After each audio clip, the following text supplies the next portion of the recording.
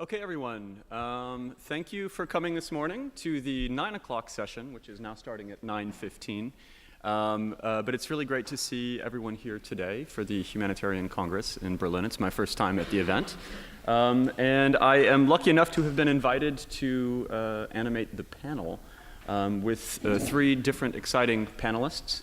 We have Zedoun from the UOSSM, Stephane from Médecins du Monde, based in Brussels, and Caroline Aboussada, who is previously MSF and now the director of SOS Méditerranée. And my name is Andre. I am the head of the programs unit in MSF UK, which is a bit of a difficult thing to understand, but we do advocacy work there on behalf of MSF. And MSF has a role in organizing the conference, so we were invited to come and help out. I guess in a few introductory words about this topic, I'm going to cut this quite a bit shorter, given that we have 15 minutes of delay in beginning. I was first introduced to this topic of criminalization of aid when I was elected to the board of MSF USA, and it happened to be in June 2010, where there was a very emblematic court case going through the Supreme Court of the US. And it was a court case that was testing basically the rules that had been imposed by the US government on what counts as material support to a terrorist organization and what doesn't.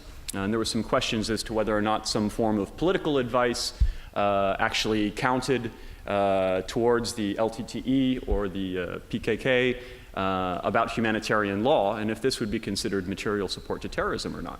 And it turns out from the court ruling that they considered the lines between populations and these armed groups to be so fluid that even that would count as material support for terrorism.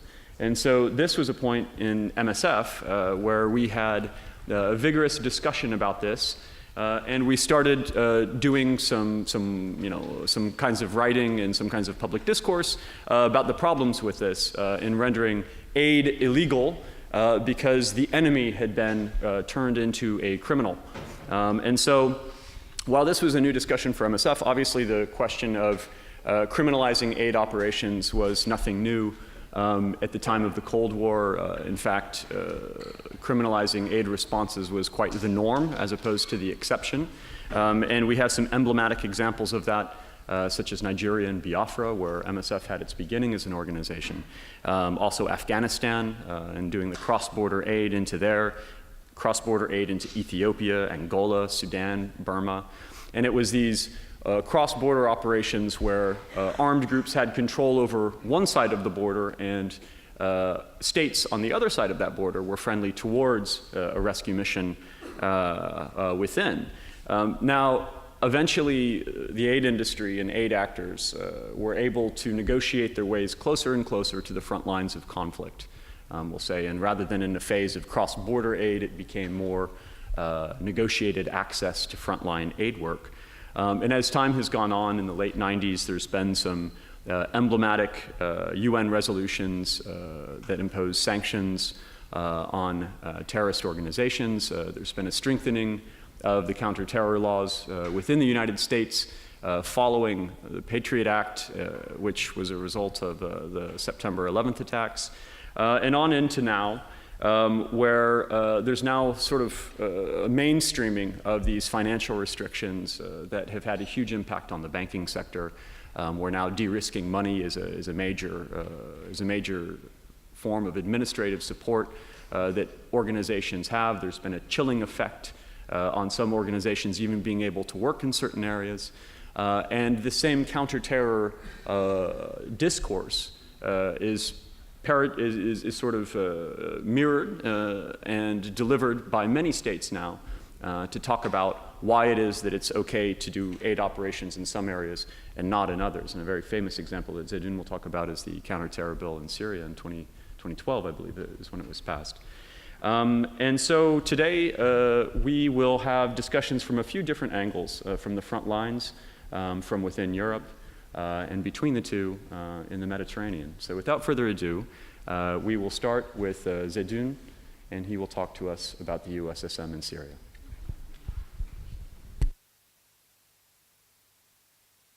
Yeah, good morning, everyone. This is a very difficult subject for me to talk about. Yesterday, I narrated some rules we use when we negotiate with non-state actors. Today, there is no rules. There is only one rule. The first rule yesterday was we are not protected. In the humanitarian sphere in Syria, it's not about being protected or not. There is only one rule. We are a target. We are a daily target. I was holding in my hand my mobile just to give some statistics, but I thought it's boring. You all know it. You all follow the news. April was the deadliest month this year, although we felt that there was a cessation of hostilities. And then September was the second deadliest month this year, when we lost 5 hospitals. One of them was fully fortified, built under the ground. We are back to the Stone Ages where we built our hospitals under the ground so that we protect them. But we did that, we got a high-tech missile that could just penetrate down to the hospital, and it destroyed everything. Luckily, only one person was injured. We lost in that month, in the month of September, 10 doctors and paramedic staff.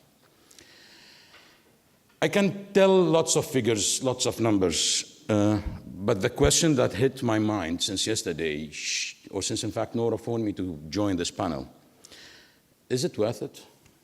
What are we doing? Why are we doing it in the first place? Almost since I joined UOSSM in 2014, and this is our daily agenda. We go to run from capital to another, screaming, writing letters, press releases, videos, petitions. In fact, it intensified, as if we are provoking them. What else could we do than what MSF did last year in the Security Council, telling the 5 members that 4 of you are blamed, to attack hospitals? If the judge is the attacker, what can we do? We look like Sisyphus, the Greek mythology, who takes the rock up to the mountain, and then it drops, and he keeps going up. Sometimes we feel it's useless, but I felt like sharing with you some stories from the ground. After 4 years with this organization and over 2,000 staff on the ground, last year, I saw my worst day in this organization.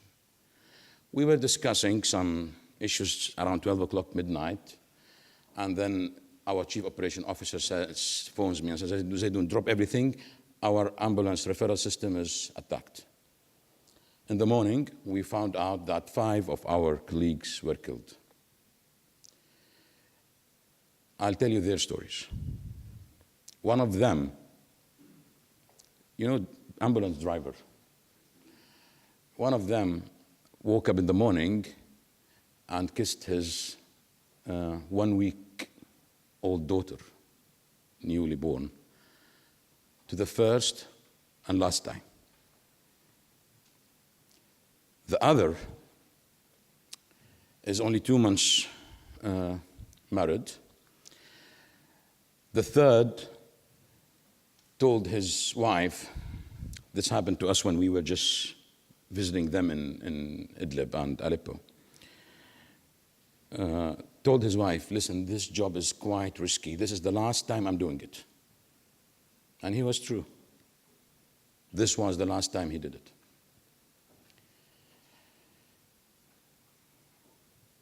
The only mistake they've done is they wanted to take injured people to hospitals. And this hasn't stopped.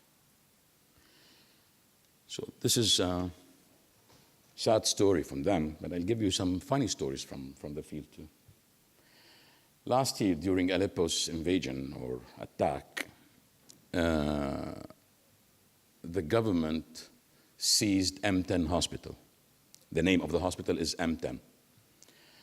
And they were live broadcasting from the hospital saying, look at these terrorists. Look what we found here in this hospital. I'm not exaggerating. You go to YouTube and you search for it. We found a mammogram, an X-ray. And look, an X-ray, a mammogram. Cancer is what? What can we do with cancer? Is it to treat terrorists? Look, these are medical supplies from those who fund these people from the West. Well, now what can we do? Where can we get medical supplies then? Any other option? Can you please give us some medical supplies and we will do it? We are open. These are just two stories to tell you that it's not going anywhere. I mean, we cannot help it. I'm about to get despaired of this. Every day there is a hospital. Now we received last month when the fortified hospital was attacked. I received the news immediately on my WhatsApp, and then I did like this. This word is not giving attention, not the word. I mean, the so-called international community is not giving attention to that. They don't care. In fact, Syria set a new standard for wars. Attacking hospital, to the best of my knowledge, was not a normal thing. Right now, if you look at Yemen, it has become a new standard now. Yesterday, I told you a story that I myself was, I was jailed in 2.5 months with scabies all over my skin, scratching my skin. Didn't sleep for 8 consecutive nights then. I was about to collapse, to die. And when I was taken to the judge, he told me, you have 3 charges against you. And he started with, is it true you are delivering aid to hospitals in Homs? I said, even the president is doing it. Anyone is ashamed of providing aid to hospitals? He said, did you or did you? And I said, no, I didn't do it. I swear. I didn't do it.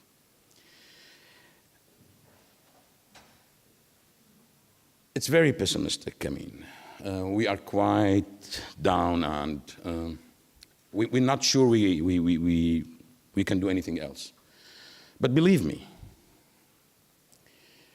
even if it takes us another 20 years to scream in every conference, in every meeting, in every capital, to say, stop attacking hospitals, we will keep saying it. We will not stop. We will keep carrying the rock up to the top of the mountain. Even if it drops 100 times, we will keep carrying it until they stop attacking hospitals.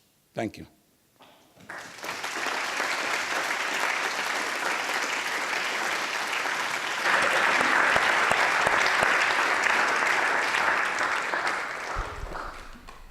Okay, and we'll move over to Stefan.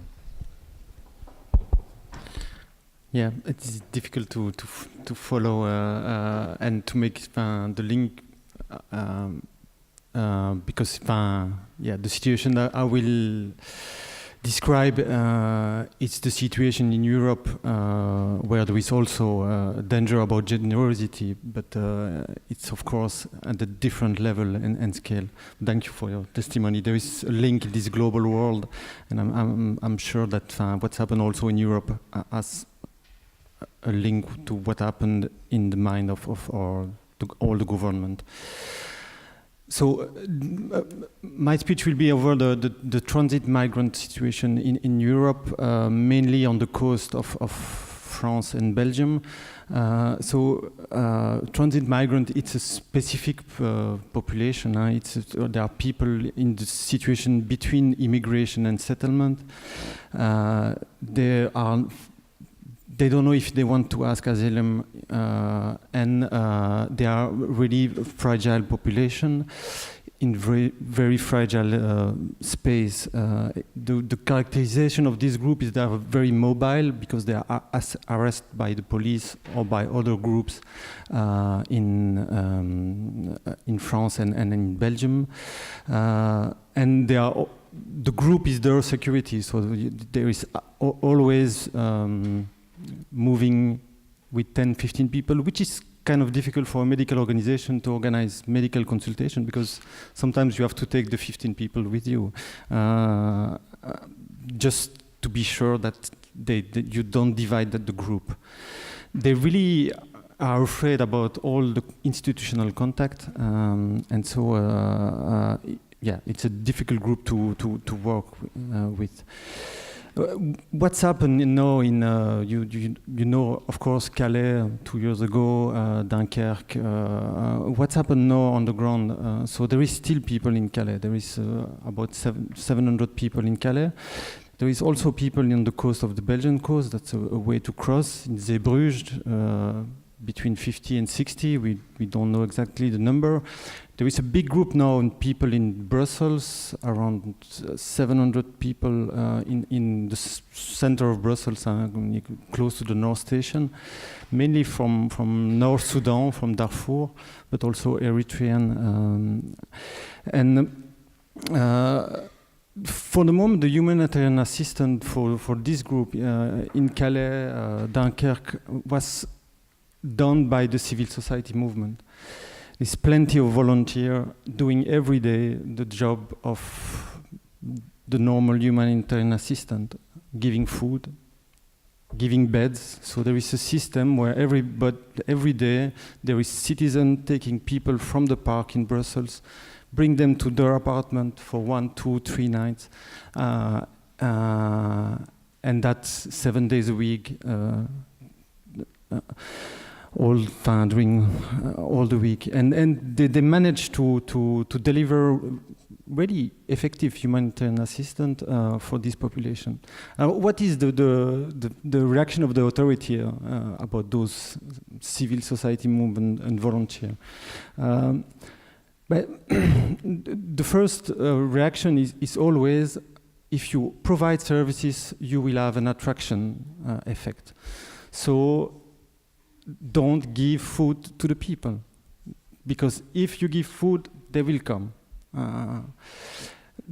Don't give assistance to the people. And so what's happened more and more, and that happened in Calais, that's happened in Zeebrugge very strongly, and then now in Brussels, the police arrest people during the food distribution. The police arrest people during our medical consultation, or they just put police, some police team during our medical consultation. They even enter into the medical consultation in Zeebrugge, because we're doing medical consultation in the church, which is a public building. So they decide to enter just to harass people and just to say, okay, you are not welcome, you cannot be there, and we don't want any attraction effect. That's what the team of volunteers, the team of the civil society really live on daily basis. Sometimes they are also arrested because, the relationship, when you want to provide help and then there is a policeman say, no, sorry, I take you, I take the migrants or the refugee. This creates a lot of tension in those zones, like in the park for the moment in Brussels, or certainly in Calais,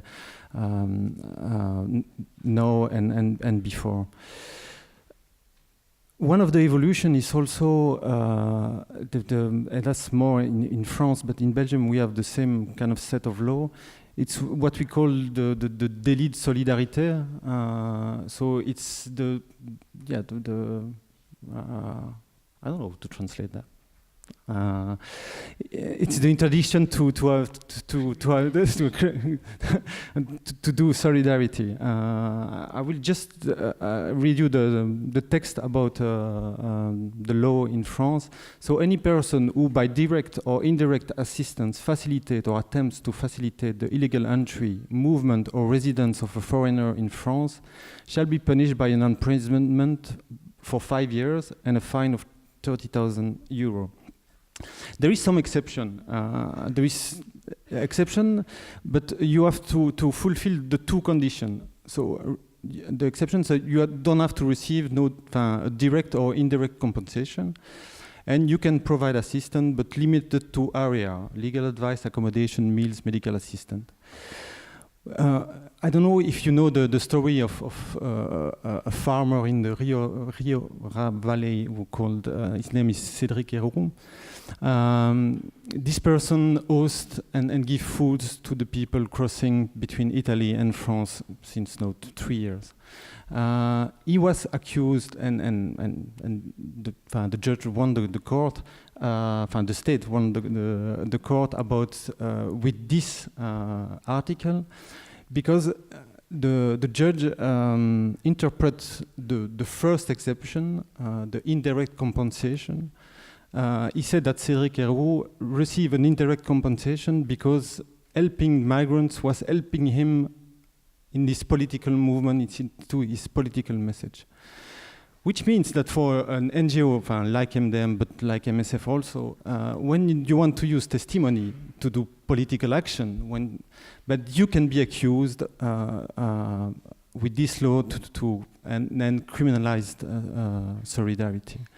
I think that is a very, very dangerous evolution of our society, that when the generosity of civil society movement become criminalized, and it's the sign of a state who doesn't authorize anymore the solidarity and the generosity and the humanity. Thank you.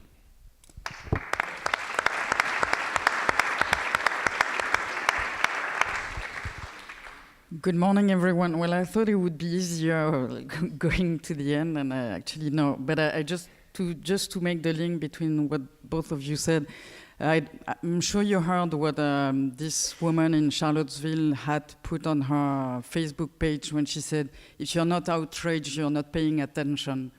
And part of the problem at the moment is that people are not paying attention, because the bombing of hospitals or the criminalization of solidarity is not only an NGO or an activist problem. It's the problem of the entire society. And the question is, what exactly do we want as a society? What social contract do we want? And how do we reorganize this? So I've been in this Congress a few times, and all the time I'm actually talking about the need as citizens to actually get involved in that kind of thing. It's not only our business, it's the business of everyone.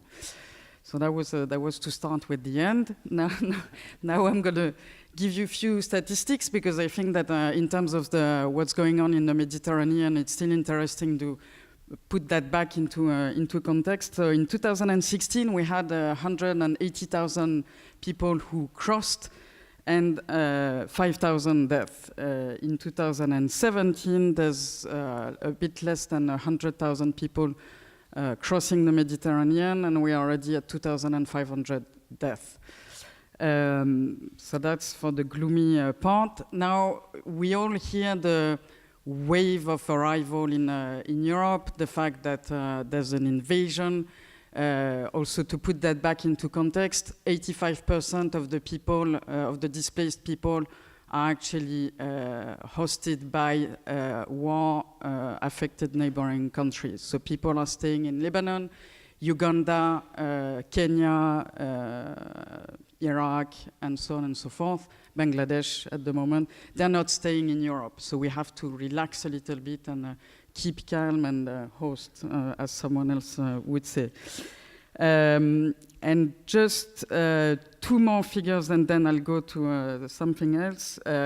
This week, the Aquarius, so the the ship that is being run by both SOS Méditerranée and MSF in the Mediterranean at the moment had 7 operations, and they rescued a bit more than 600 people, of whom 40% were minors, and quite a huge bunch of them were Syrians. So we also, just to put, like, you know, that's the beauty when you have such a thick French accent, is that you can actually say whatever you want in English, and it works.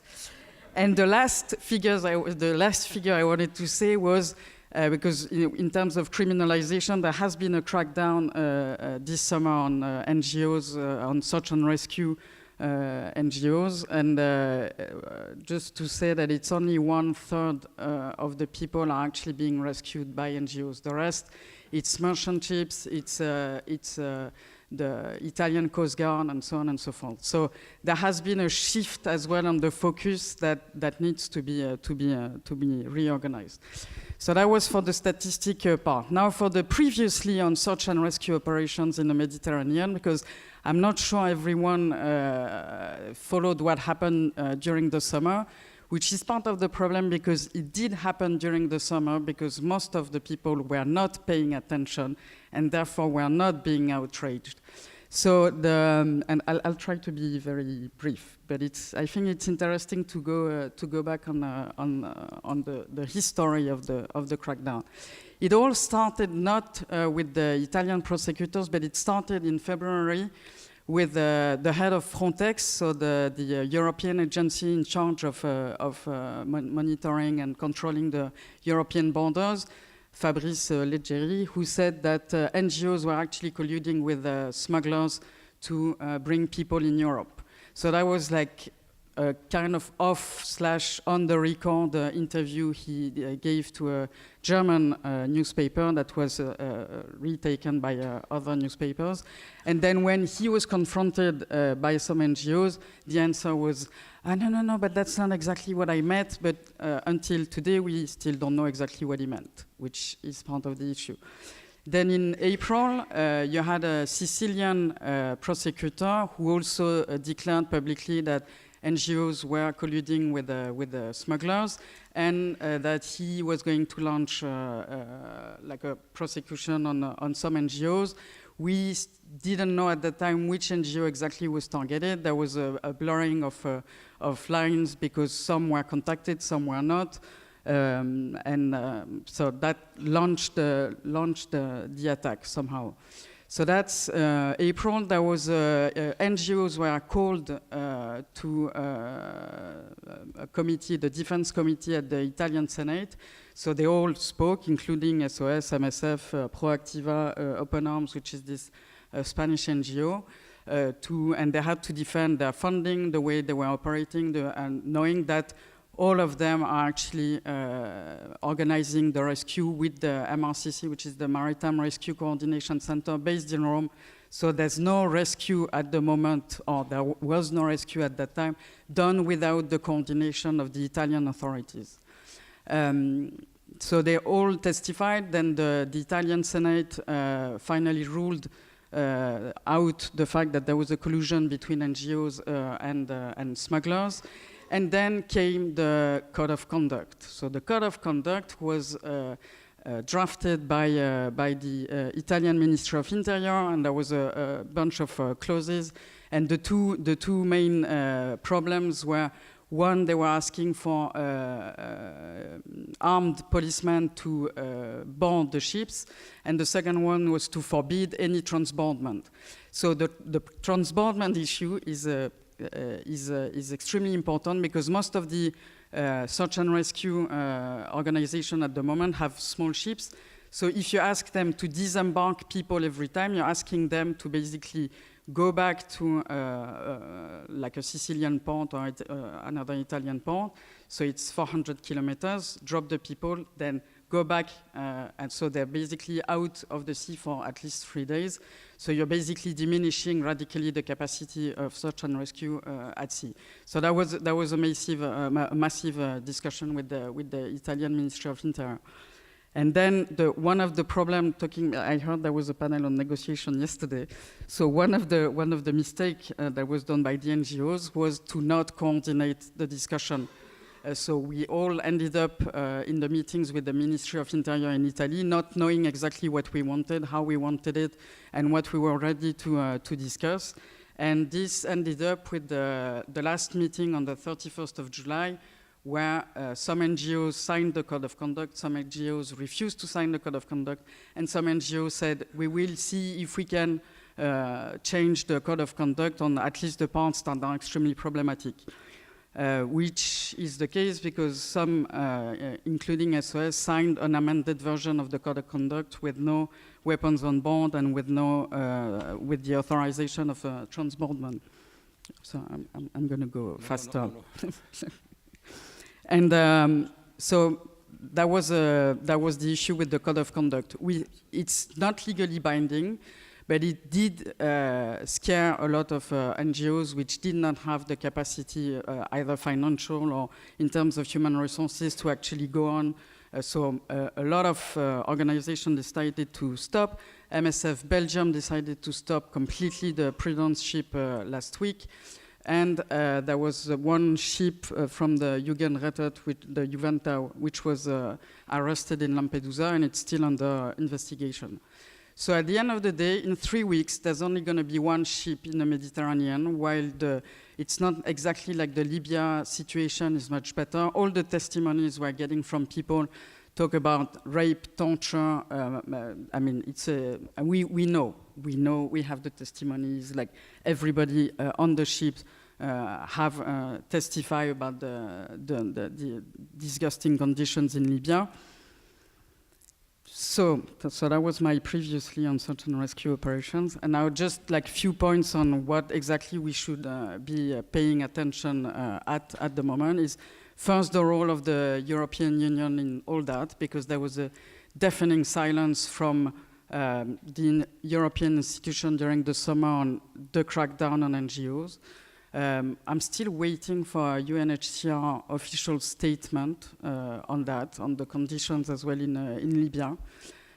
So how exactly, since the European institutions are not providing either an increased capacity in terms of search and rescue or safe and legal routes for people to actually apply to asylum, how exactly is this situation going to evolve is another issue. And definitely, and that's, I'm trying to make your task easier, how do we move on collectively on this criminalization of solidarity? Voilà, thank you.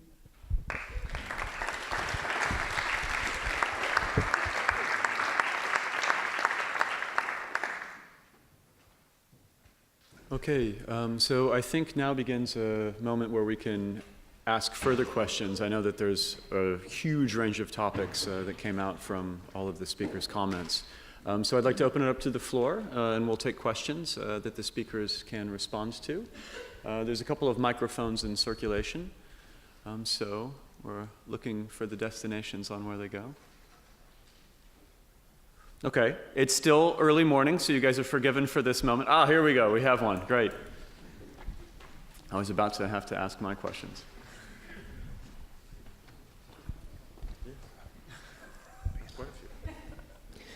Yes, François de Kersmaker from MDM Germany. I was surprised that you didn't mention the case of people even trying to stop the help in the Mediterranean Sea.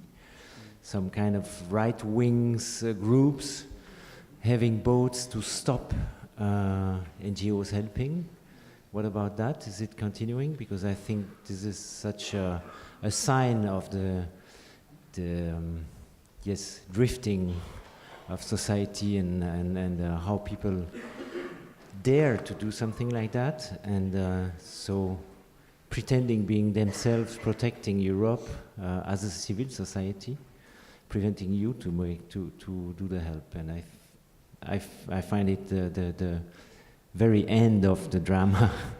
That the civils, it becomes a shame to be a helper, yes, like the cases that Stephane was describing, where you have to hide to help people. This is, for me, the very end of the catastrophe.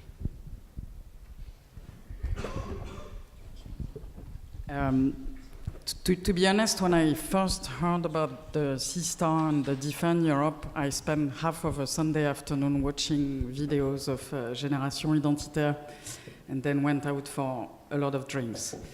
So I don't recommend you to spend half an afternoon watching Génération Identitaire video. And then, to be really honest, it's not even worth mentioning. I mean, because at the end of the day, there was a one shot. They spent like 2 weeks trying to go around the Mediterranean, and it was a fantastic communication campaign, and that's it. They refused NGO support when their ship was broken, and I would have been interested to see what they would have done if they had seen a boat with people in distress, because they were legally binded as well by the necessity to rescue people in distress at sea. So that would have been interesting. But at the end of the day, it was, a communication coup. So it's not worth spending too much time on that. Just about the situation on the seaside, and a little bit in linked with your question. In the seaside, you have Calais, Dunkirk, and then you have Ostend, Zeebrugge, and there is a lot of volunteers from Belgium side and Flemish side who are ready to go to Calais to help the people there in Calais. But when we ask them, okay, let's do the same in Belgium, there was a problem, and it's because it's very traditional environment, and they cannot say that they will do solidarity inside their own village. They are ready to do it outside Belgium, in Calais, it's far away. But when you speak about, okay, let's do the same in Zeebrugge, they were really scared. And so people from Zeebrugge, they went to Calais to help, but not in Zeebrugge. Okay, are we ready with another question? I see a few hands. And we'll take 3 questions, and then we'll have the panelists answer. Yes, my name is Barbara. I am working with Sea-Watch, another search and rescue boat. And I would also like to mention the help, the official help and financing of the Libyan Coast Guard, because that's a real threat for us. Last year I have been sitting in a small rib boat, beginning to provide the refugees with life vests, and Libyan Coast Guard was coming and targeting us with weapons, saying, go away, and they were destroying the boat with 150 people on it. I was sitting on this rib boat, saw people drowning in front of my eyes. I tried to resuscitate a man in the rib boat. I had to stop it because others were drowning that I had to help. And those people with those weapons are financed and educated by Germany, by Italy, by the EU. And they are a real threat because they are criminals, they are murderers. I have seen with my own eyes 30 people dying because of them. And I think that should also be mentioned. And yeah.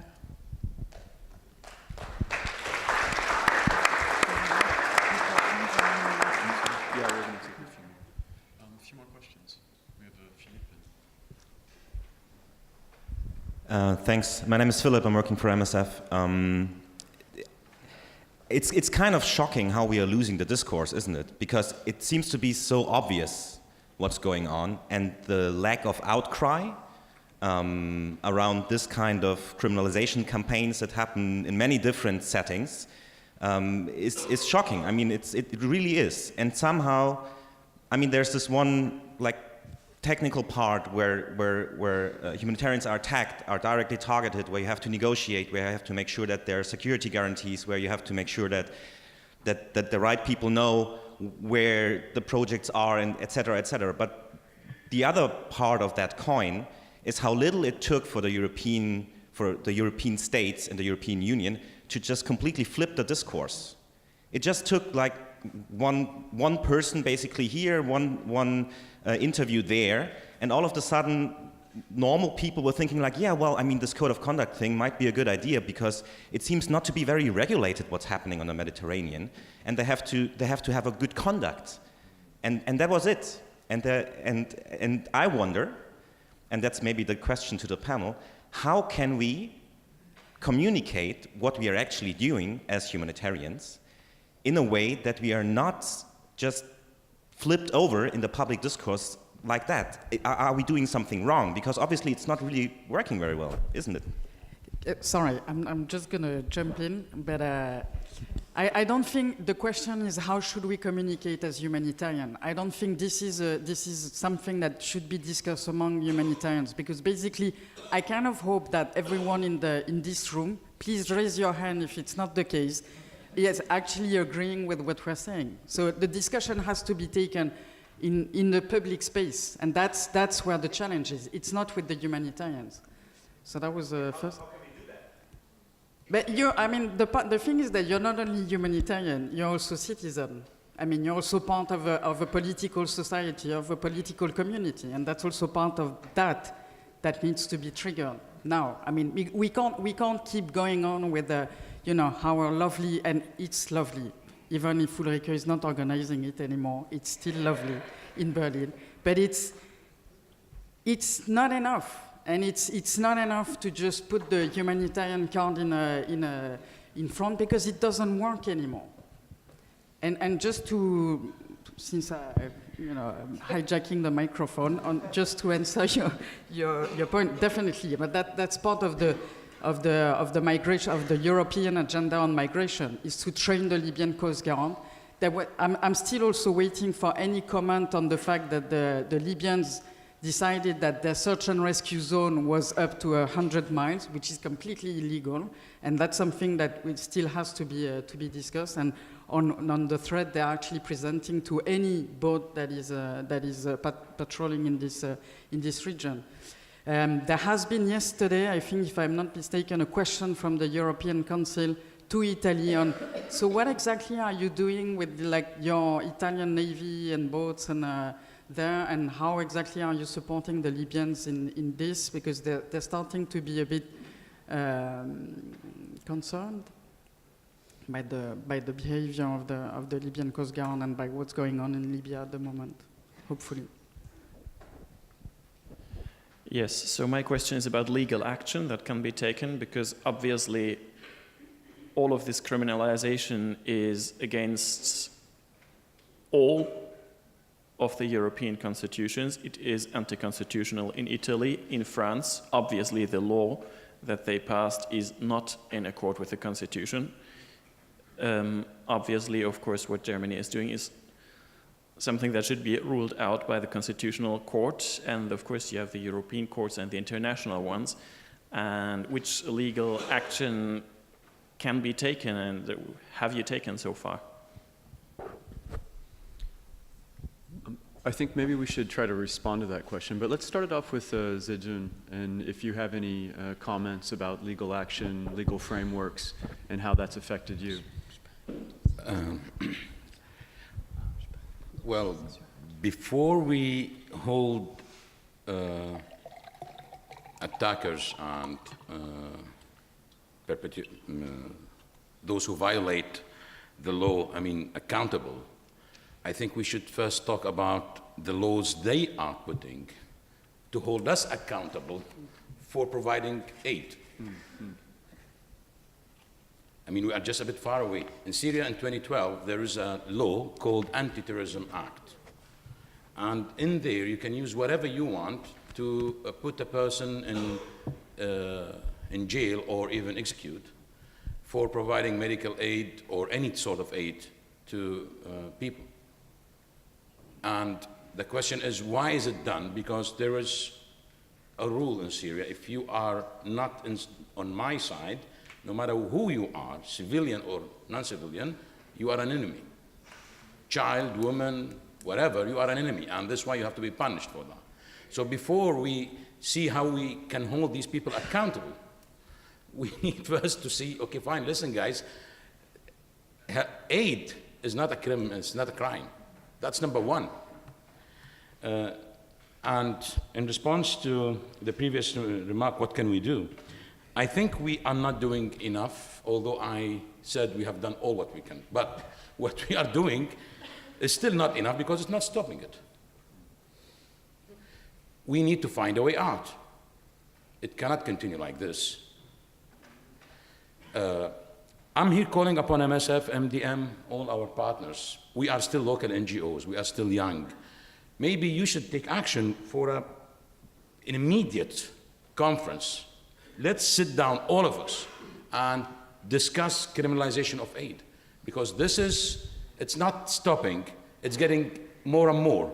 And in regards to the right wings who are doing all these actions, I cannot undermine these actions. Few months before or ago, we were undermining lots of things that happened in UK and United States, and we never expected what happened. I think even in Germany something happened last month, and we should really pay attention. Is what we're doing enough? Do we need really to review all our advocacy strategy, all our strategies, to see what we can do? Because if we say, listen, just neglect them, while we are neglecting them, they are gaining power. And they are supporting, in fact, those who are attacking hospitals in Syria and cause the refuge. You're having people at the coast because people are attacked in Syria because of the war there. But it's not a question of being humanitarian or not. I don't think that having... I agree. It's a civil society. It's everyone. It's a citizen, yes. So having a having a conference only with MDM, MSF, and so on and so forth, it's not going to... we all agree. Someone takes action. I don't know. Everybody.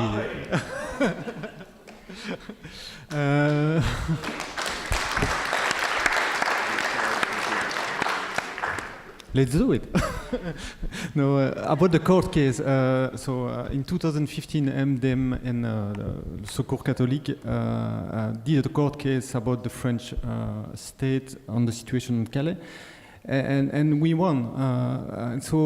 The French government had the obligation to open, and I have here the decision, but that's a surrealistic word. Huh? So had the obligation to open 10 water sources in Calais and 15 latrines. That was court case. So the community of Calais or the French state had to open humanitarian assistance for the people who are living in the jungle in Calais. So it's still possible to create this normal humanitarian space by using court, but it's a surrealistic world. So there is a judge who say, yeah, the French government should open 15 latrines. Come on. It took us 6 to 8 months to have this decision.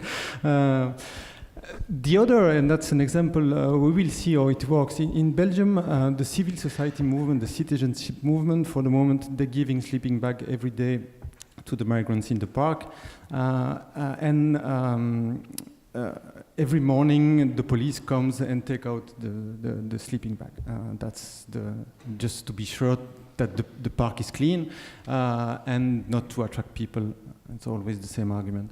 And what they have decided to put name and address and to write down the name and address of the owner of the sleeping bag, so they can say after that the police steal the sleeping bag from them. It's in the court now. We will see what happened in 3 to 4 months. But I thought that was kind of original. And they have asked everybody. So there is politician, cultural actor who have signed sleeping bag. So and there was even a picture of 2 refugees sleep in a sleeping bag, signed by 2 different political parties. And that was kind of a nice picture. Yeah, in Belgium. And on legal cases, there's an attempt of all NGOs involved in search and rescue operations to start working on how exactly we could see and document at least the refoulement cases, because we already have seen people on the boat who were sent back to Libya to the detention centers and then try to cross again. So that at least we can show that there has been a direct refoulement by the Libyan Coast Guard. So that's ongoing. Tamam? Thank you. On following Philippe's question and what Caroline said on the interrelation between humanitarianism and citizenship, a lot of humanitarians are individually politically engaged. However, there is a trend where I see it most obvious in NGOs controlling what their employees can say or not say on social media, expressing their opinion politically. So there is a historical trend of humanitarian organizations that do not want to be seen or perceived as political, which makes us fall easily prey to this ridiculous compartmentalization of politics, whereby our problem becomes a sleeping bag or a latrine or a code of conduct or a particularity. They don't even allow us to look at the humanitarian interaction with the state and politics as a whole. And we're falling for it. And my question is it enough for us to be engaged with the humanitarian politics and advocacy alone? Or is there an outlet whereby NGOs, the humanitarian sector, has to be more intersectional, has to engage in politics beyond our own operations and have to look at what is happening in governance and in the whole direction that is happening in Europe and elsewhere? Thank you. Is it a question? Or a suggestion?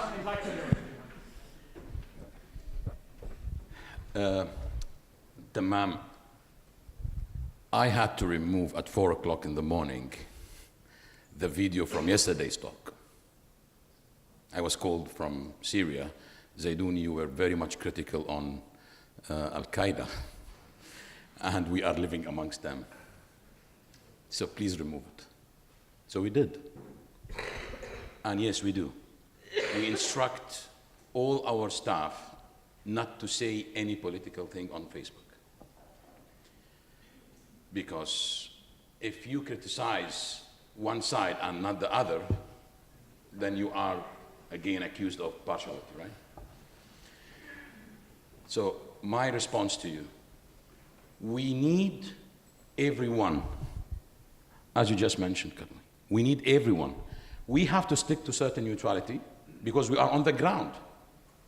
But we need the help of others who have the space of advocacy, of legal action. Every citizen, as Caroline just said, we need everyone. We can give a lot of information, testimonies, data, facts, but someone else has to use it.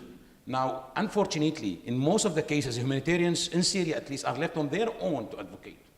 And if either we don't speak, or if we speak, people accuse us, oh, you are partial, you are not neutral, you are this and that. So we are, especially for young Syrian NGOs, we do not have enough resources to defend ourselves. We need every one of you.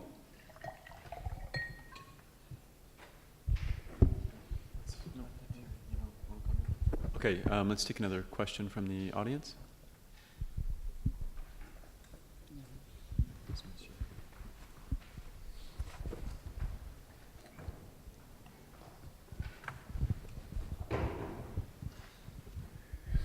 Thank you. I'm Kira Fischer from Jugendrette, the one where the boat is seized at the moment. And we just had to go to the higher court in Rome because the first appeal was rejected.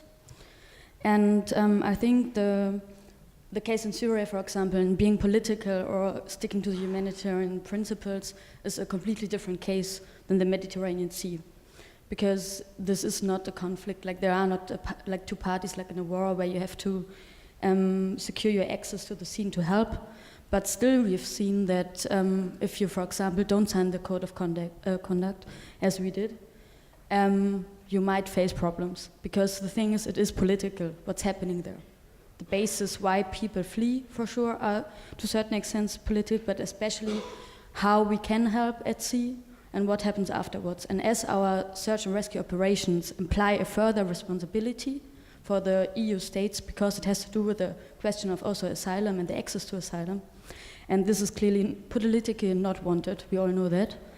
And so I find it also interesting now in our case, because now, just Monday, we went to Rome, or our lawyers did, and the appeal happened. So far we have no result, and I think it's a valuable political case for the Italian government, but for sure also for the EU, and we won't get it back. I'm not optimistic in this case, because it would be too easy. They give the ship back, we go back to the operations and so on. That's not wanted. They want to make a precedent case out of it. And so we have to be political in our argumentation now. And also before, and also in a way the others, but for sure we can do that better than MSF or Save the Children, because we were formed for this very purpose in the Mediterranean, and we're not a general humanitarian active organization. So we are in this tension between also trying to do salvation at sea, but also being in the sphere of activism to a certain extent, and also fighting really for the right to access asylum in this time of securitization of asylum. And so I also would like to follow up of the questions of Tamam and Philip, because I think I know that, for example, MSF has to stick more. Also, you have people in Libya at the ground and so on. But I think in general it is helpful to have more support of bigger organizations, for sure, because your voice is louder. But I also know that it's not really possible due to these circumstances and what we see also, what's happening, for example, to our boat at the moment. But I think it is a good question, like how political can you be, and when does it jeopardize your actions, and how can we try to overcome this clash? So maybe you can say a bit more to it, even though it's really tricky. Martin Quack, independent consultant. I very much agree that these are not problems of humanitarian NGOs, but of us as a society or different societies. So I wonder whether you have any other examples of things that happened that were supporting your work, like the sleeping bag example. I mean, it's a small one, but maybe we can build on such examples, whether it's I don't know which actors, maybe from in media or political parties or celebrities or trade unions, I don't know, just examples, whether there are any more examples where things were helpful. Even the general trend maybe is very difficult, where we can find some allies for such causes. Let's go ahead and respond to those before the next question.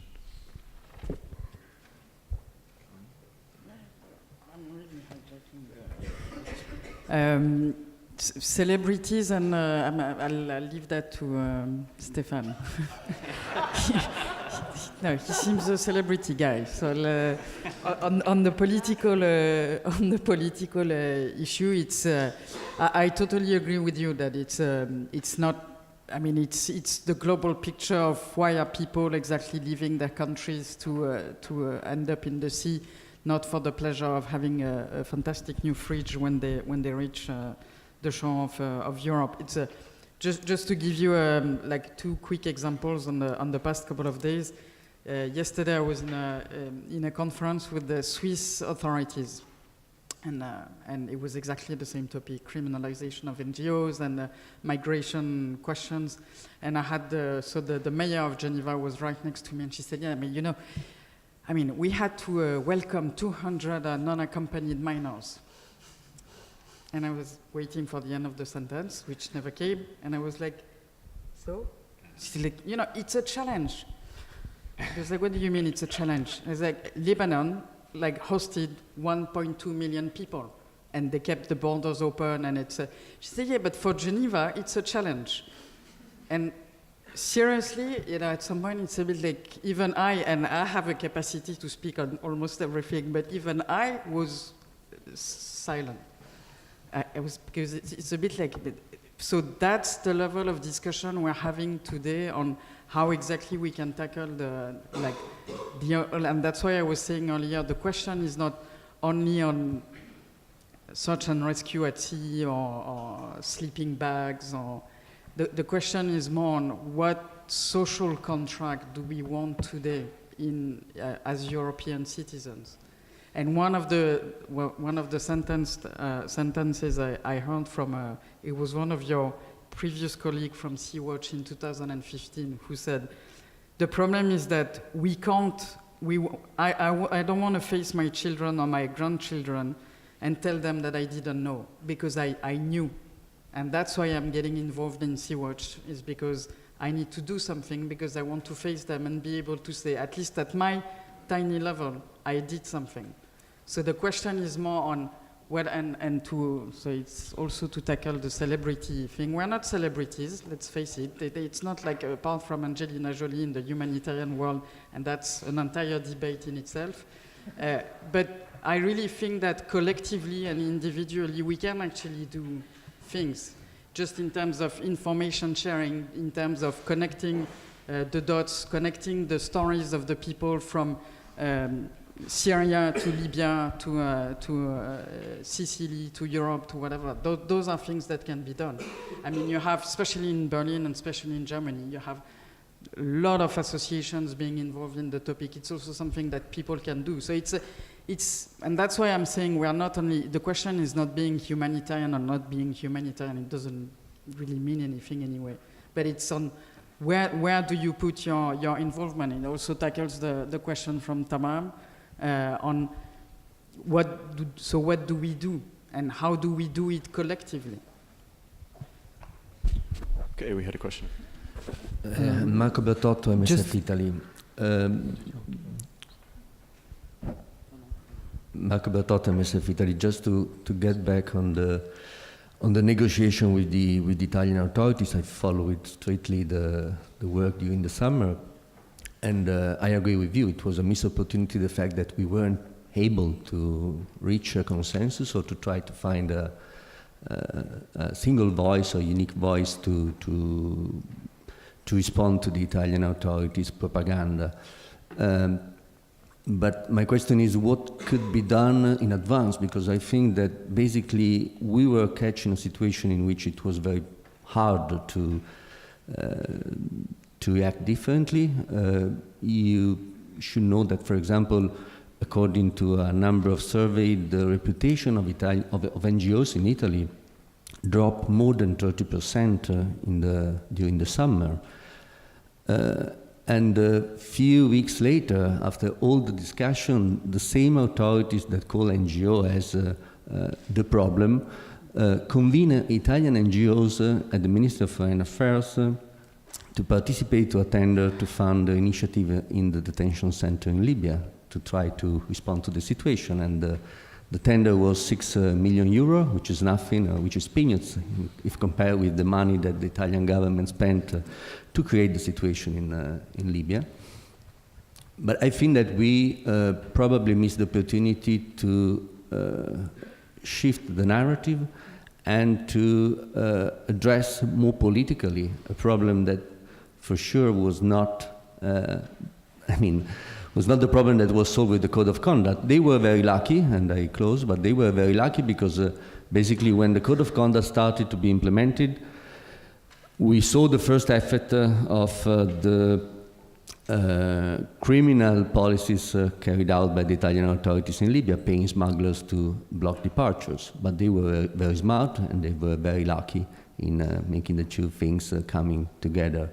But my question is really, I think we should have worked differently probably in the 3 years in which we carried out search and rescue activities, trying to address a problem that was a political problem, but we probably provided only urgently needed humanitarian solution, which wasn't enough. But what could be done in the past? And how could we react in a situation in which I think we are too weak to respond to a narrative, which is basically the narrative of all the European public opinion saying we want less people to come here.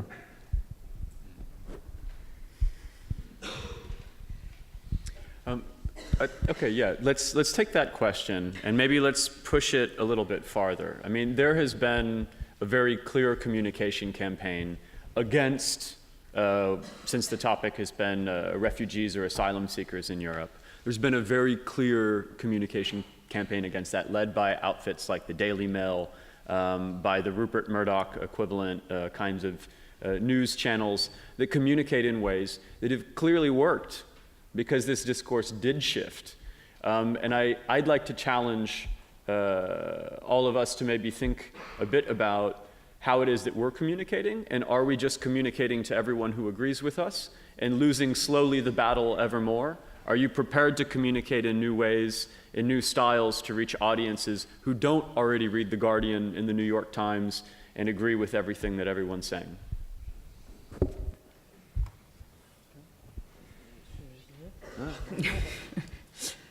There's not one question in Marco's point, there's like 15. But, I mean, I don't want to rewrite history, you know, a few months after the battle, but probably one, at least, and it's a very personal opinion on that, but I think we shouldn't even have entered the discussion on the code of conduct. And the mistake was to enter the discussion, because we basically spent 3 months discussing the code of conduct and not discussing the necessity to rescue lives at sea, which is still the main issue. So did we shifted the narrative? Yes. Did we lose the battle? Michael Neumann, if you're looking at us, Michael, cheers, would say that we've already lost the battle, the narrative battle. But then, so there are people still reading The Guardian and The New York Times. It's a question. Are there? No, it's a question to you. You Are there still people reading these things? The Guardian? I believe so, yes. No, but it's definitely a question of narrative, and on this, I think we've been collectively really bad because we've basically allowed both the Italian governments and the EU to bring the discussion exactly where they wanted to have the discussion, which was technical points on a code of conduct that is not even legally binding. So it's a bit, and we didn't discuss enough, or not maybe in the best possible way, the necessity to have an increased capacity to save lives at sea. So it would, yeah. So on this, I totally agree with you. We kind of lost the battle. Yeah, I will not be very optimistic. I think also that when you enter into a government like in Swiss or even in Belgium, and when it is a problem to welcome 200 people or the 500 who are sleeping every night in a park in the center of Brussels, then there is there is really a problem of shifting the mind of the politician. We are not rational anymore in this debate. The first message about the situation in the park in Brussels of our Ministry of Migration, he said that he will clean the park so the children can play again. And that's work. The public opinion says, yeah, it's true. A park is not there to sleep, for sure. And so there is playground there, so it's for children, so it's normal to clean it. Then you see which kind of vocabulary he was using also, which is, of course, very symbolic vocabulary. I think we have to shift our communication policy, maybe not to do big strategy in our institution at quarter, etc. And I think what is the best communication, it's to relink that to the local community, to the local civil society movement, even to local individual. When I see what the citizens each evening are bringing Sudanese to their home, spending 1, 2, 3 days eating together with a family, and after that put a testimony on Facebook, there I think it's the new way to gain a little bit more the battle about individual and refugee. I see a lot of pessimism in the room. Maybe it was my mistake. Why do we have refugees in Europe? Because there's wars in the Middle East, and Why there is wars? Because there is oppression. And oppressors are allies, no matter what they say on TVs. But are the oppressed learning from them? I think we we are talking to each other, intellectuals, discussing things, but we are not learning from the populists. They are winning over us. They are winning over us. And if we stick to the narrative, oh, these populists are this and that, they are doing this and that, and what else? What have we done? What's our reaction to that? Have we learned from them? How did they win over us? Why? Why people voted for them? Why are people still protecting them in power? I think we should take things into action and just stay away a bit from this. We are victims, everyone is against us, we have only our principles, they have guns, jet fighters, laws, but we should find a way out and keep just this, criticism will not help us. This is why I'm asking, we need to take action now. We need to sit down, all of us together, and find, okay, fine, we are facing this world, and this world is ruled by really nice people. How can we deal with these nice people to stop their nice actions? Very nice actions.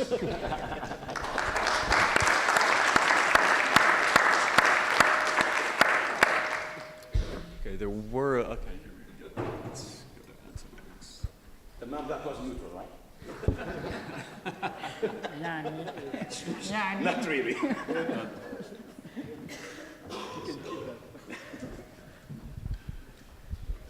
My name is Antonio Donini. This conversation is interesting, but it's also slightly disquieting. And I have a disquieting feeling because, and it was also evident in the panel on refugees yesterday, we are treating our European governments with kid gloves. And if we're talking about the Rohingyas and Aung San Suu Kyi, we use a very different kind of language from the language that we use when we talk about our governments here. So why is that? Well, could it be that there is a little bit of colonial mentality left in our enterprise? Or could it be that money speaks and that many of the organizations that are involved in dealing with refugees issues also get money from the European community?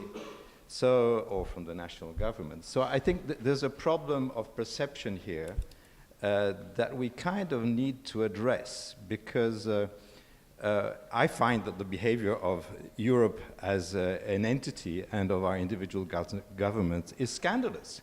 They have completely demolished the asylum system. They have externalized the borders of the EU to the other side of the Mediterranean. They are systematically refusing to talk about legal ways of crossing the sea.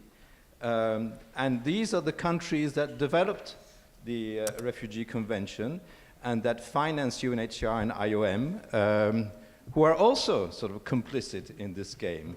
So I think we need a bit more indignation here.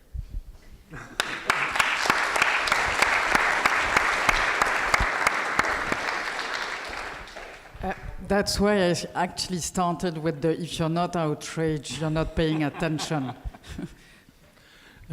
Following up on that need for indignation, I think that what is underneath the criminalization of humanitarian aid is the criminalization of migrants that is made possible through the moral and political degradation of their status. And a one-side consequence of Eurocentrism on the migrant crisis is that we bypass the other migrant crises that are feeding on European cynicism.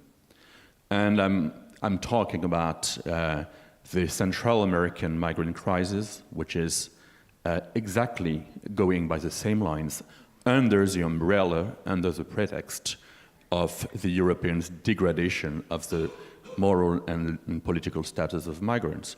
And what we have is the same patterns. We can't as humanitarians, we can't work. It's very difficult to work in these settings, and the migrants are systematically criminalized. And for those who don't know, Honduras alone in the last 4 years, 45,000 people killed, which is twice as much as the Afghanistan war. I don't like this kind of comparisons, but we need numbers to raise indignation as well. And the same is happening in South Africa, where the migrants are being criminalized, and it's extremely difficult to work on them. So what I'm saying is that we are looking towards a global moral crisis of the migrant and asylum seeker condition. And this is made through political triggers that are extremely dangerous. And as a way to close my comment, we are, as humanitarians, maybe we are dealing with the asylum and migrant situation, appealing a lot on moral sentiments, compassion, emotions. And what we get on the other side is counter-moral, counter-emotional reactions. Even though we could ground our claim, our pledge and our action on other grounds than the emotional ones, that provokes a kind of reactionism that we are getting now within European action. We have all the legal, all the logical, all the political and geopolitical arguments to win the battle. Still, we maybe appeal too much on the emotional side. If I may, the question is not the migrant crisis, which does not exist. The question is the double standard on population that we are kind of all complicit on. I'm still waiting for the outrage on the blanket bombing on West Mosul. I mean, West Mosul has been literally blanket bombed with civilians below that did not have a chance to get out of the city. And they were considered culprits by proxy because they didn't live in 2014. So, you know, they kind of supported blah, blah, blah. Nobody from the European public reacted when when a US-led coalition systematically bombed a city. And it's the same with Raqqa at the moment. It's going to be the same with Deir ez-Zor soon. And that's part of the issue. There's a double standard in terms of who do we get outraged for and who do we not get outraged for.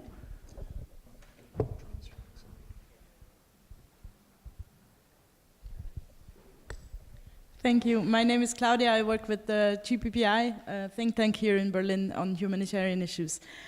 I want to come in defense of the mayor of Geneva, actually. And just to unpack the whole question of morality and where do we actually find allies in these governments? Because there's possibly, I don't know the mayor of Geneva, possibly the 200 people are a real problem, administratively, bureaucratically. And given that the pressure she faces from the community is built by the populist narrative that has been encroaching on our societies. I want to give an example. In my small village somewhere in Switzerland, up in the mountains, 2,000 people. They have for years had a home for juvenile delinquents, so people who are underage and live there because they couldn't be put in a prison. And that was never a problem at all. Then that closed, and a few years later, they wanted to repurpose it and just have underage migrants from Ethiopia. And all of a sudden, there was a huge outcry, and I was thinking, well, wait a second.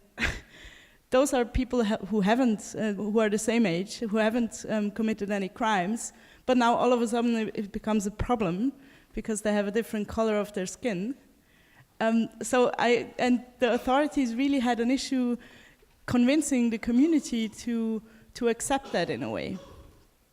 And there was the village authorities weren't to blame, but they had to deal with that backlash from society just against irrational things. So I'm just wondering if sometimes by treating the European governments as a bit unitary, we also lose out on possible allies that we could help in just making the problem they face a bit less problematic by just helping them with our experience.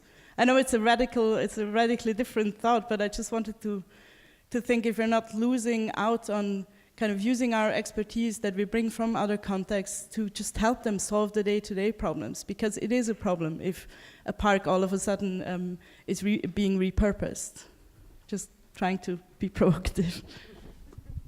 No, it's just that I have a difficulty in buying into this discourse of it's too much, we can't handle it kind of speech in Europe. I mean, when you see how Uganda has hosted South Sudanese refugees, how Lebanon has kept the borders open, I mean, as much as I understand the constraints of the asylum system in Switzerland and particularly in Geneva, we're talking about 200 people.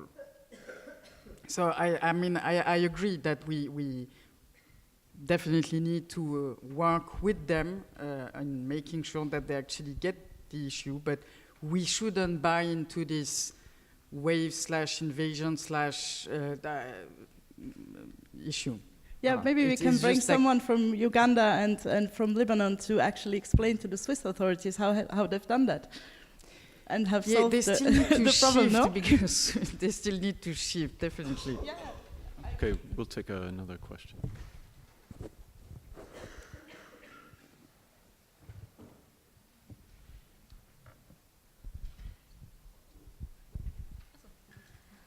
Hi, my name is Daniela. I'm from the German Medical Students Association.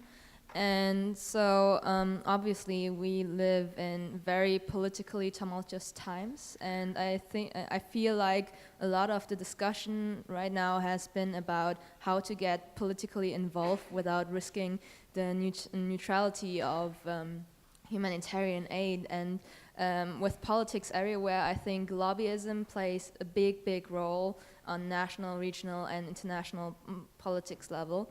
And I was wondering if there are organizations that do practice active lobbying.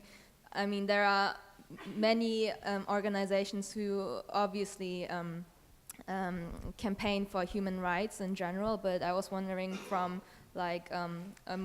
from the humanitarian aid perspective, if such organizations exist, and if not, how feasible it would be to establish such organizations that represent humanitarian aid on a political level generally. Thank you.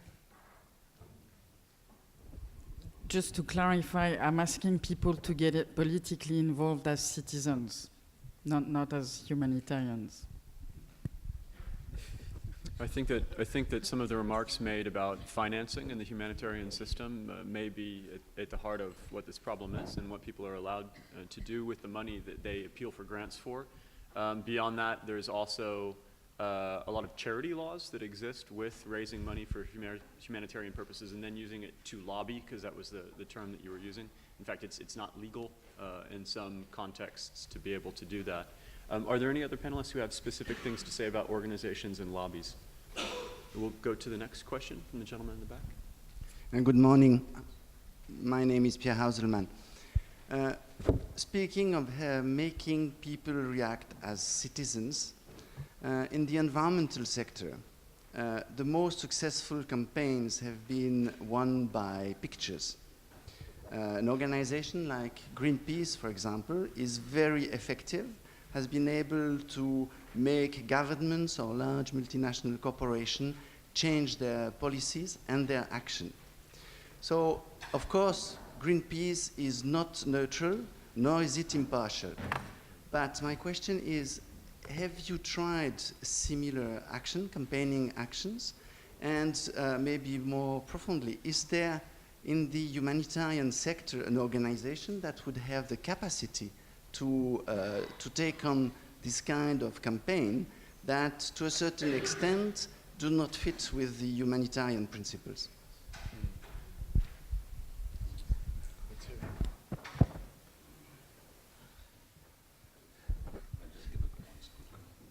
No, about I have a lot of respect of the activists of Greenpeace, and probably I really think that to be a citizen we should be also activist. And MDM is not neutral, and it's also a political movement. So we should stand and we take action, court case, and other action. I would probably. Because this migrant crisis, which is not a migrant crisis but more a political crisis, maybe it's also kind of a xenophobic and racism crisis. And I remember in France in the 80s there was a big movement against racism, just racism.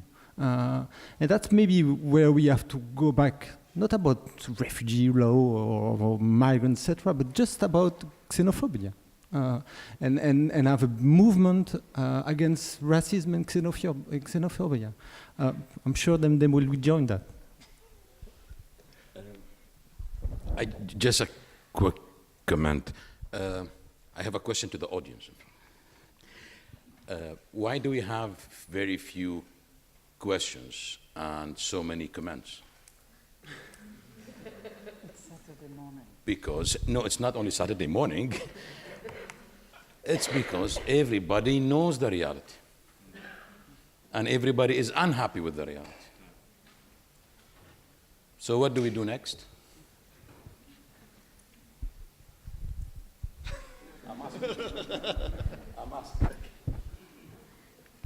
Does anyone want to take the challenge?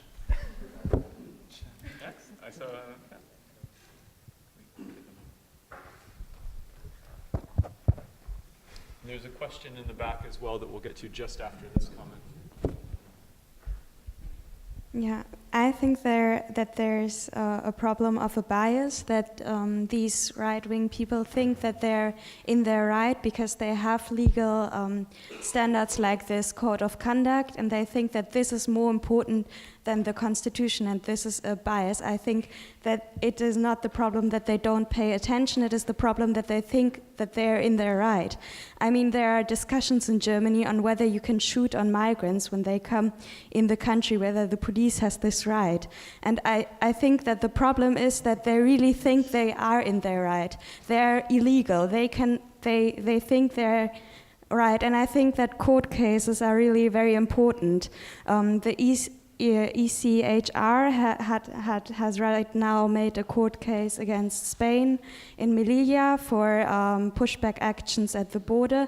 And I think it is very important to regain the discourse and show that it is illegal, that these governments are illegal, and that these policemen are illegal and not humanitarians. Yeah, and I think that the principle of neutrality was important or is important in Syria to meet the needs. And but here in Europe, obviously, it is not possible to be neutral and to meet needs at the same time. So people have to be political in order to meet needs and to be humanitarian. Okay, let's take the question in the back, the gentleman. Luigi Leonori. I try to speak in English. Sorry if not understand all my English. About information. Today arrived in Palermo one boat of rescue with more than 100 children. I think it's very important to take present this one, because from Sabrata and problem and so on. Today, in this day, there is also one film produced. The title of this film is Un unico destino, is in Italian, and present a situation of 4 years now, when dead in Mediterranean more 400 people because the boat, Italian boat Sabrata, Libra, don't arrive and give support. My question is this one. When finish responsibility of the one and the beginning responsibility of the all? when so means we are responsible of our brother or our citizen. This is today beginning also, there is also one process, really process, criminal process in relation of this. Because it's easy to tell, it's not my responsibility, it's the responsibility of the other. But what we can do in order to are together responsibility. I think it's important that this word together, co-responsibility. And our humanitarian effort is try to be together responsibility of what happened today. Sorry for my English, but more for this information. These people arrive and life is for these people in Italy, say children, and second one, I invited who can see from tomorrow beginning this film in the sky. Perhaps it's possible to see is a very tragic situation. Thank you, sorry.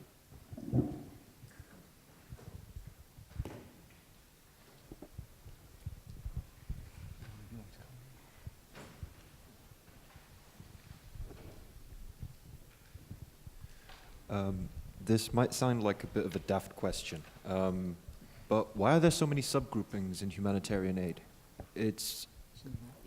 Why are there so many subgroupings in humanitarian aid? Because the way I see it, you're just diluting your political power and you're fighting over a limited amount of resources. And yeah, why?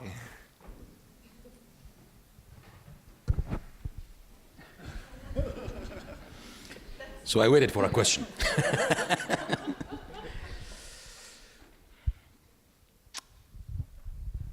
I don't know why there are so many organizations. Maybe natural, but the question is, why aren't these organizations really working too close to each other? Well, this sphere has taught me that there is competition always. We compete over funds, we compete over resources, visibility. To set a new standard is what I'm talking about. We've learned a lot, especially we were born in the war. In Syria, the word civil war did not exist before 2011. We did not hear of it. If you use the word civil society in Syria, then you are a criminal. Till now, by the way. So we did not know what is civil society. We were just born now, 6 or 7 years ago. And we had to deal with one of the worst humanitarian crises in the history. Born now, facing the worst now.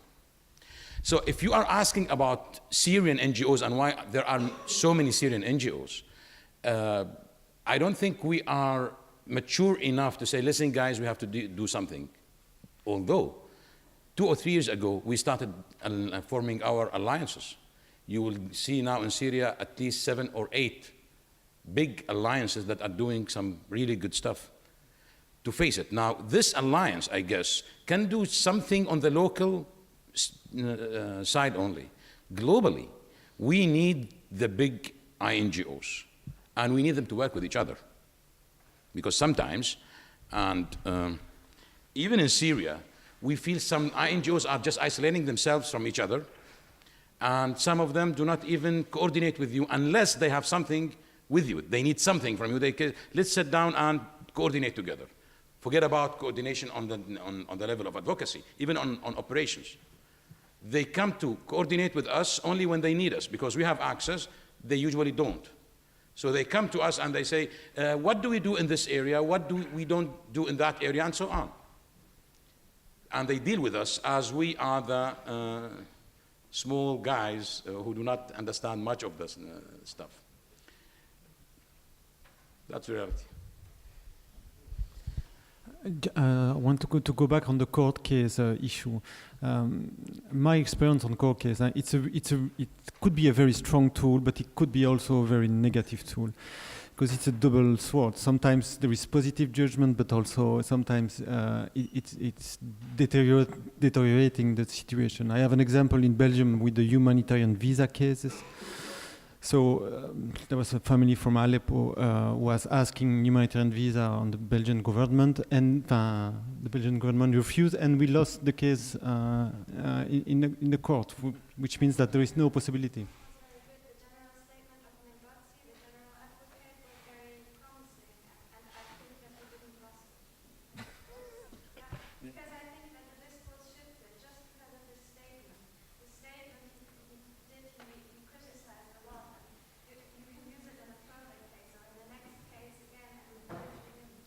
Yeah, but that's with court case. It's true. You can always continue, but even the European Court for the human rights in Strasbourg, they are really traditional for the moment, and they really block certain case for refugee, for medical case, for example, etc., etc. So yeah, it's always a tricky, could be a tricky game. Okay, well, we're starting to get near to the end of the session at this point, and I'm wondering if there's any final questions. And if, okay, pressing final questions, indeed, go ahead. Okay, if you could keep it Sorry sharp. for not so having a question, but a comment, and I turn because I'm not sure who the person was about the subgroups.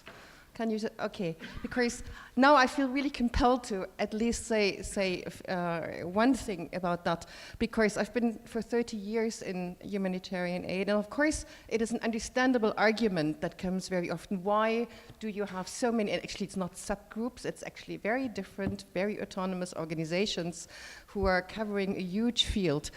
Just to be a bit more to the point, I think your argument or your question implies a kind of totalitarian vision of what could be working.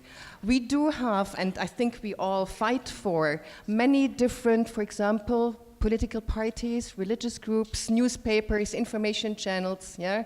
We actually fight for diversity, pluralism of opinion and approaches and competencies.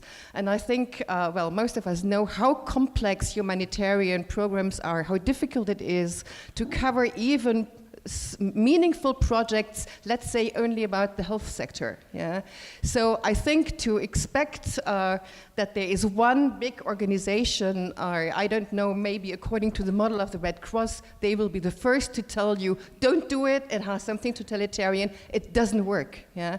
So I think we have to live, and we have to want to live with this plurality of approaches. Now then there still comes the question of political, meaningful alliances. But if you have ever negotiated some kind of partnership in this field in terms of an advocacy campaign, they do exist occasionally, usually very much to one point, according to targeting one specific problem. It has even happened that MSF, Amnesty, and Greenpeace were together in one particular campaign, and that was useful, but actually the internal discussion takes so much energy, it's not necessarily a very hopeful enterprise. So, as legitimate as the question and the outlook may be, I think it is condemned to failure, and I think we have to find much better networks and forms of alliances that are much more adapted to the complexity of our questions. Thanks. Sorry. Okay, and with a very vocal support of a networked approach as opposed to a unitarian approach with things, we will come to a moment for concluding remarks from all three of our panelists, and maybe with a little bit of a view on what's next and what the future holds in relation to this topic, the criminalization of solidarity, and what parting thoughts you'd like to leave us with. We'll start with Carolyn, and then we'll go to Stefan, and then Zedoun. So what the future holds, or what I would like the future to hold, this is completely different. No, I mean, I'm going to say what I said earlier, is basically we need safe and legal routes for people to apply, and we need increased capacity for search and rescue, at least, I mean, on the search and rescue activities. And then definitely, and the way to go and call for action, since you want to close on a call for action, would definitely be, as I said many times already, on the mobilization of citizens and of you. I mean, I see Ulrike is still up and running, so voilà. Thank you. I think if we really reach a very dangerous moment for generosity within Europe, the court case of Cédric Herbeau in France, where he was accused because of his generosity and humanity, it's really kind of a failure of as Caroline said, of the social contract. So now it's forbidden to be generous. And it's a very, very, very aggressive signal for all the volunteers, the civil society, the citizens who are doing things with migrants in general. So we have to be indignated by that, and very strongly indignated. It's not normal to condemn generosity. And the second, the call for action, what's next? Again, I will repeat myself also. I think we have to reconnect to our local community. We are probably too much institutionalized in our communication, etc. We have to reconnect to our local roots, to local community. They have story. They could be generous, but it's really there. I think that the change will be for the future. First of all, I want to thank the audience for coming today on Saturday. We had a bigger number yesterday when we had a more interesting topic like negotiating with non-state actors. This topic might be a bit boring, right? But talking to ISIS, and that is more suspense. So thank you very much, guys, for coming today and listen to us. Just one thing at the end. I hope I'm mistaken, but I think the world is changing, and to the worst, not to the best. If we are not alarmed that there is something changing, whether it is changing in Europe, the Middle East, or in the United States, or in all of them, I think it is changing. And if we as individuals and as organizations are not alarmed, we have to listen to our children and grandchildren blaming us for their future. So I really alert myself and everyone here that we need to take action now. Just a quick thing, just a small action with the rock going up and down. We have a petition outside to sign. It's called Doctors in Danger. I call upon you all to sign it and to hold the rock with us up, even if it falls down. Thank you.